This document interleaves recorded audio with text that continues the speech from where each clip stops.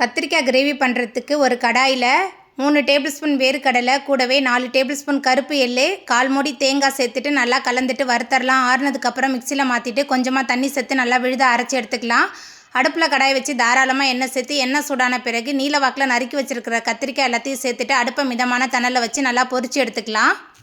கத்திரிக்காய் பொரிச்ச அதே எண்ணெயிலே 1 டேபிள் ஸ்பூன் மிளகு, 1 டேபிள் ஸ்பூன் சீரகம், கீரி வச்ச 3 பச்சை மிளகாய், நீல வாக்கில் நறுக்குன 5 பெரிய வெங்காயம் சேர்த்துட்டு நல்லா வதக்கிடலாம். வெங்காயம் வதங்கி வந்த பிறகு நீல வாக்கில் நறுக்குன 3 பழுத்த தக்காளி, வெங்காயம் தக்காளி நல்லா வதங்குறதுக்கு கல்லுப்பு சேர்த்துட்டு நல்லா கலந்துட்டு வதக்கிடலாம். கூடவே கொஞ்சமாக கருவேப்பிலை, 1 டேபிள் ஸ்பூன் இஞ்சி பூண்டு விழுது சேர்த்துட்டு பச்சை வாசனை போகிற அளவுக்கு நல்லா வதக்கிடலாம். எல்லாமே நல்லா வதங்கி வந்த பிறகு இதில் குழம்பு மிளகாய்த்தூள் 5 டேபிள் ஸ்பூன், 1 டீஸ்பூன் மஞ்சத்தூள் சேர்த்துட்டு நல்லா வதக்கிடலாம்.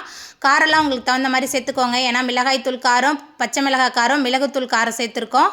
கூடவே தேவையான அளவுக்கு தண்ணி, அதுக்கப்புறமா கொஞ்சமாக புளி தண்ணி, உப்பு சேர்த்து நல்லா கொதி வந்த பிறகு பொரிச்சு வச்சுருக்கிற கத்திரிக்காய் சேர்த்து கொதிக்க விடலாம். கொதித்த பிறகு அரைச்சி வச்சிருந்த தேங்காய் விழுது சேர்த்துக்கலாம்.